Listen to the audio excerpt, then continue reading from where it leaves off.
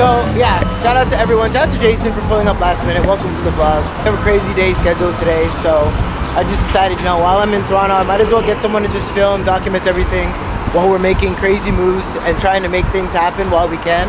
Crazy, I've been in this space for over a decade, and I realized that my life is like a movie subconsciously, and I don't film it, I don't document it. I got people asking me all the time, like, how are you living in Bali? I'm like, well, let me just show people. So while I'm here, we're putting together an event called Vertical Integration, where I'm integrating culture of film and tech into one space. I'm gonna moderate a panel and then teach people how to network. I'm actually heading to a secret location. I actually don't know what is here. This has been a long time coming. So I've been back and forth with Apple since about January, and they've been trying to tell me, we can only work with you once you're in Canada. So I'm back in Canada now for a couple of days. It's gonna be about a 1-hour briefing on Vision Pro goggles. And I actually don't know what this is all about. I'm just here to experience it for the first time. So yeah, let's see. Never had a lot, this is all I need. People never care till it's all I be. Did you eat breakfast? Croissant. That's about it. Croissant. Yeah, what about you? No. I just drank a Nutriment. It's like an energy drink. As soon as I got to Bali, I kind of fell in love with it. The first time I went to Bali was a short two-week trip.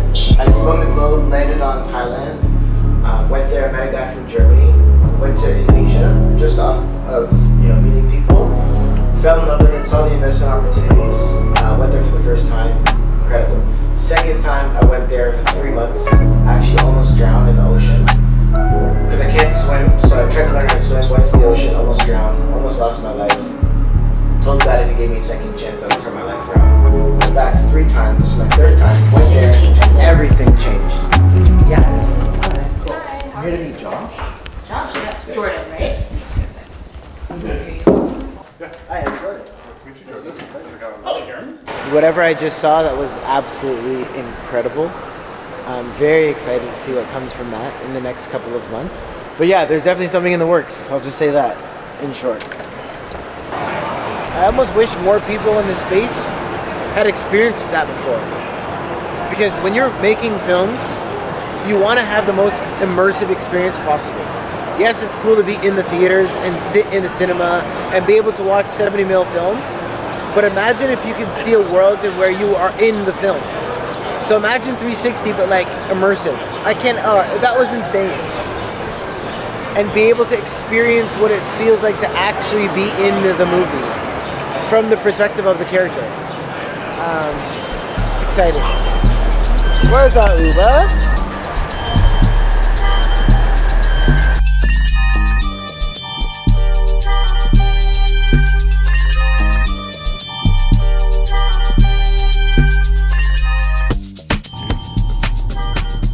I find what's really difficult about also being in this creative space is the limitations that come with your creativity. Because oftentimes you want to be as creative as possible, but you don't have the tools or the resources that kind of do the right job for you. So you just do what you can with what you have, but then what you have is the limitation of your creativity. So imagine a world where you could have tools that you could execute your vision with to an umpteenth degree. That's the world where I'm looking at. I want to create tools, systems, and software that can allow the users to be infinitely creative. I was reading as I was on my way down here. It says, are you paying attention or are you being paid for your attention? And it's a huge note that kind of captured me because, oftentimes we spend time scrolling and consuming digestible content on socials, and you're paying someone for their attention. You're consuming their material, if they're providing great value for you, then you're spending your time kind of listening and digesting, but are you learning, are you gaining, are you taking anything away from that? Living in Toronto my entire life has been beautiful. I've met some of the best friends that I've ever lived with and experienced with in this industry, but I've also felt like there hasn't been enough risk taken. There hasn't been enough breakthrough. There hasn't been enough opportunity. There's always this concept of gatekeepers or people that are holding you back. But I don't know, it's not about that now. It's I'm in a part of my life where I feel like I want to take bigger risks. I want to be a lot slower. I want to be more calculated. I want to learn how to communicate better. I want to learn how to listen better. Surround myself with a stronger team. Trust people. and just really be okay with leading people from a place of humility and vulnerability. You know, friendship and family means everything to me. And it's become a lot more apparent to me as I'm developing and building this business, because I'm learning that there's so many people that would love to be in my position, but they don't know what it takes, the journey that it's taken, you know, the years that I've had to sleep in my car, the times that I was homeless, the times that I didn't have my insurance, the times when I was driving around the city with expired driving license, the times when I had to dodge credit collections, those times when, you know, I didn't have food to eat. Little things that really you don't really think about until you're past that point in your life, and you look back on now the success of it, and it provides so much more value. Just to be grateful of the fact that, you know, we can hop in an Uber and drive from one end of the city to the next end of the city, not to waste time, but to try to make up time and to provide value. So yeah, just kind of reflecting on this concept of what does it actually mean to take risks now. As I've now realized that there's not many people in my position that can take a risk. So I'm just grateful. Grateful for the support that I've been having since coming back from Bali and completing a Guinness World Record. So yeah, shout out to you for encouraging me on my run, on my journey around Bali. We're actually working on a documentary as we speak that's being edited in the moment. And yeah, very exciting. Just to try to inspire and motivate people to do things that they don't think that they can do, but they will do. They'll try to do. They'll take a bigger risk. They're willing to fail. And I now believe in this concept of I pray that I find my purpose on purpose, because oftentimes people just stumble into alignment with who they are versus being very intentional with who they want to be or who they're called to be. So yeah, just feeling very aligned to that current concept right now. It's kind of it's a beautiful time to be alive. Combination. This is Perla, everybody. Hi. Nice to meet you. Nice to Hey, meet you. Jason. So Perla has had this crazy vision to support. Well, I kind of just spurred it on her, but she had this idea to create immersive experiences, and I won't speak for her, but I'll let her speak for herself. Jordan explaining everything he's doing really inspired me and sort of what my mission is and has been for the better part of a year. I'm working on something called the Human Experience. Human Experience is really bringing us back to everything that makes us human in a world that's evolving very quickly. Yo, you smell so good. Really? All I did was shower. No, That's what your soap smells like? honestly, I can't even say this on camera right now because then everyone's gonna know what's up, but I'm gonna do it. I'm Yeah? gonna do it for the people. Okay. So in Kensington Market, there's a place that has existed for a very long time. It's called Moses House. And in Moses House, this is Jamaican business that's been a pinnacle of Kensington. They have oil fragrances. Okay. Yeah, they have oil So fragrances. you're putting me on right now. So you go in, you feel kind of what works for you, and they're $5. They're like this tiny. No. You get one for $10, and they last on your skin all day. It's the that it's what you're like wearing the right now? biggest hat. $5? $5 hairs. Bruh. This is giving Perla. For sure. Egyptian musk. Yeah. I think Sandra has opened the door for us. Perfect. So we're at the Dawn Arts Academy in the east end of Toronto. This is our first location we're going to take a look at for this event, Vertical Integrations. This is a good friend of mine, Miguel. He opened his opportunity up last year to the Art Center for people in Toronto to just creatively express themselves. So I think, you know, obviously wanted to bring the roots back to the east side where I'm from. It just feels like it's the right fit, but let's take a look. Quica uma vez, quica uma vez, quica uma vez, quica de novo, quica uma vez, quica uma vez, quica uma vez, quica de novo, quica uma vez. I always had this vision of like doing a round table without the table. So imagine like 12 seats in a circle with 12 of the panelists in a circle and then people sitting behind them. Right. Like all the way around. Yeah. So it's literally like you are in a huddle, but you're listening to people in the middle having the conversation, which I've never seen before. I feel a sense of community in this building, in this space Yeah. in general. Intentional. Love. Just for the sake of visualization, can we just stage 12 chairs in a circle and see what it looks like? Sure. Do you mind? So this will be the center. Yeah, do the corners first, like the first 4. Yeah. Okay. Yeah. And then space for getting through. Oh yeah.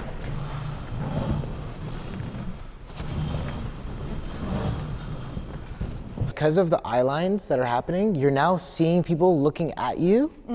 So now you really feel like you're talking to more people because like who's sitting there, who's sitting there, like it's immersive. Right. You know? Yes, it's the concept of like you're seeing back of people's heads, but you're not. You're actually sitting right behind them. So now it's like you're involved in the conversation. I feel like it could, I don't know, I think I could bring 150 people if I really tried to. But I also want it to be I don't know, what do you think? Should I go for numbers or should I go for exclusivity?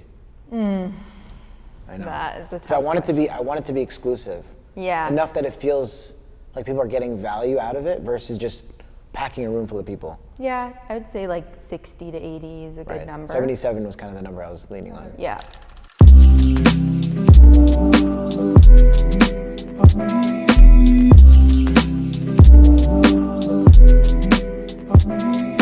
I've been going to panels since I was 16, 17, 18 years old. And I got so much value. I'd sit down, I'd write notes in my notebook. And I was always listening to moderators just asking the most basic questions. And then I started to realize like, yes, God's given me a platform and I just have to learn how to use it. Instead of me taking space up on other people's platforms, I'm like, what happens if I just open up my platform for other people to have a platform? And then what could happen if I just took this concept of being a filmmaker and intertwine it with what my goal and vision is for the future of like tech and film and just integrate everything and keep it all in-house. Speak and work with my friends instead of going and outsourcing work. I don't like just begging people to do things. Is your heart where mine is? And if it is, how do we align them? Yeah. And so that's kind of what this all is like just me just trying to be obedient and walk with just a little bit more boldness, take more risks, not be afraid of failure. You know? Thank you. All right, cool. But I think it's still advantageous for us to actually go to the space, take a look at it, just so you can see it, we can see it, get it on camera. They're definitely both different vibes. Completely. They're completely very different vibes. So, this is kind of like a plug and play, kind of a safe. Yeah. It's a safe option. It's a safe option. Yeah. It's not my like, yes! Yeah. Because the other space you'll see, if we get the immersive screen, it's like I can design you'll see. Well, it's a media gold mine. Yes. Like you can literally, you have a fresh slate canvas. To do whatever I want and you with have all all the the gear, tech. everything is there. Yeah.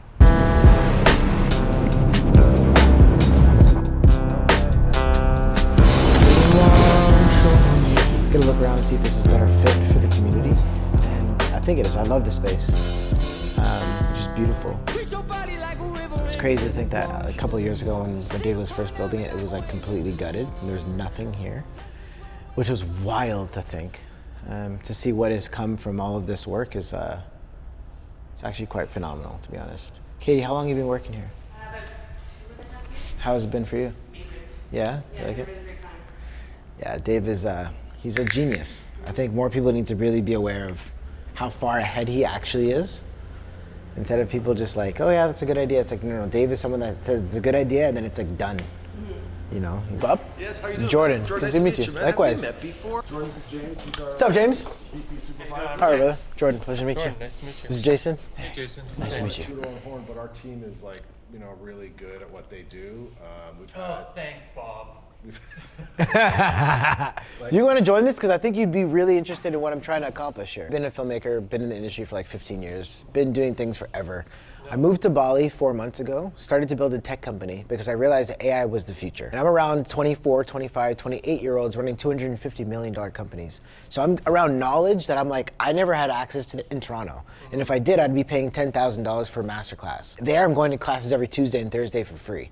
So I'm around knowledge that I'm like, I can't even pay for this if I wanted to. So as I'm developing this system for filmmakers, it's kind of like a C-suite enterprise for filmmakers. So as I was making that transition, I came back home, I did a masterclass with Lawrence Sher, and we're talking about the future of film. And I was like, oh, this is interesting because we're having a great conversation, but how many other people are also having this conversation, and where can I have this conversation with more than just me? So I'm like, let me do an event. Let me do a panel, and let me not just do it by myself. Let me just get 6 filmmakers that are in the heights of their career. Let me get 6 software engineers and developers, founders, investors, put them in the room, open the floor up to like 80 people, 60, 77 people is my goal, and put them in a room and start having a panel discussion where we can talk about the evolution of film and technology and where we see it going, where we want it to go, and how do we now influence the people that are creating the software that we want to be using. I'm around this one guy. He used to work as the lead researcher for DeepMind at Google. He's in Bali. He's running his company called Moon Valley. Dude, it is next level. So I'm in this room and everyone goes around the round table and talks about what they do. One guy who just came from Silicon Valley, one guy works for Y Combinator, another guy just left Pinterest. I put up my hand, I'm like, yeah, I'm a filmmaker in between Toronto and Hollywood. He's like, wait, what? Tell me more about what you do. And he starts telling me about his product. The amount of people that I could put your product in front of would be insane, because he's looking for people that are actually in the industry, but he's in technology and doesn't have access to the creative space. So I'm like, I being in this space, I need to have this like bridge. I need to bridge the gap. Right. Because there's a knowledge gap that, where do you learn it if you're not around the people that know it? And I'm like, well, I'm around people and I wanted to start having these conversations, you know? So I was looking for a space to host this on the 26th of July. Like when I think about what I want this event, how I see this event being for the next generation like Jason, it's like 22 years old, probably, Jason, have you ever seen anything like this? No. Exactly. Afraid of the tool, let's get ahead of the tool and let's create the tool. So this is what I'm hoping to do, is like get some real-time feedback from people and then bring it to the masses and say, let's start making product. Be a tool, but I've started to think about it as a collaborator. Yes. Instead of a tool. Yes. It's like if you see it as an entity, yeah, or a different that's good. being, that you're literally having a discussion with and telling it kind of what your vision is or what you're experiencing, and it's responding back. So you're almost like it's a conversation. It's a conversation. That's exactly that evolves. Yes.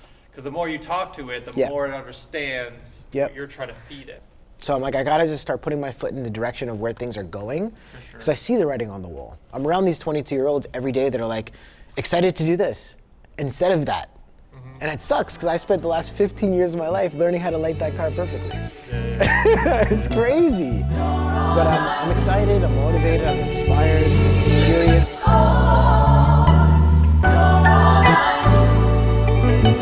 Just finished up a tour over at Tootie House. Bob and James walked us through the evolution of the virtual wall. I think this is a much better fit. Definitely seems more aligned with where we're trying to go with things. So, gonna present the opportunity to Dave, see what he thinks, as we want him as one of the panelists. We're gonna go meet up with the team, kind of powwow and see where they think, and see what they think about everything, show them some of the footage, and then start working on our panelists. Oh, this is crazy. I'm just reminiscing. Shout out to George, man. Love the brand, represent, on a mission to change lives, bro. We're in George here in Broadcast Channel. I'm just looking back, I was like, how did I even win this? George posted giving away a collection of 3 washes of denim to a random name that comments on the post. And I obviously came out of the woodworks and thought of something extremely creative and decided to post all these fingers and hands pointing towards jeans. And I now have won the denim pack, so that's kind of crazy that it works, yo. Yeah, honestly, great opportunity today. It's kind of crazy and a little bit unexpected how nice it's working out in terms of like timelines, vision, and really just everything, like in terms of like the business and also like the creative vision that we both have. Like timelines aligned really well. I don't even know how I saw Jordan's Instagram page. It must have been a post somewhere that was tagged with Toronto, and then I saw like DP, creative kind of work.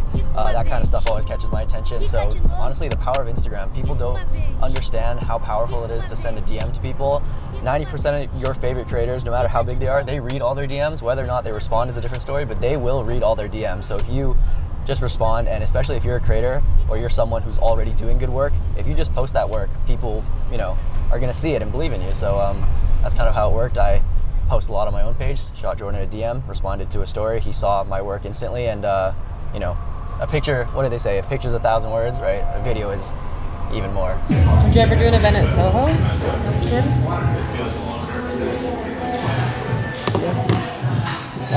Maybe I've done something there. This isn't that. For this. This is not that. Yeah, fair enough. But where I just went is perfect. Yeah, that was amazing. Where we just went will be the best spot for it. Yo, Jordan. Yes, it is. Someone over there saying your name. Beer. Lovato. We have a lot of mutual friends, man. 'Cause I know you're cinematographer. Just take this opportunity. It's not about me. I want to open up my platform to other people that need a platform. That's dope, man. That's dope. Just that's like how you're doing, I paving the way. appreciate Yeah, I just want to pave the way and open up the doors for other people, man. It's that's like dope, God has man. blessed me abundantly, and I just want to be Yeah. able to pave Yeah. the way, bro. Yeah. So yeah, help that's as many all people about, as I yeah. can, and just be a vessel. Right. No, but it's good to finally meet you. Me, I just say Thank you for stopping me. bro. I told her, like, every time I see someone here who I know in Canada that is doing great things, Yeah. and how she just finished film school, Yes. I'm like, this Yes. is someone you gotta meet. Yeah. So that's why, you know, that's I all think it's about. just like Just every day, and it's crazy because I've just been going through life, kind of without documenting it.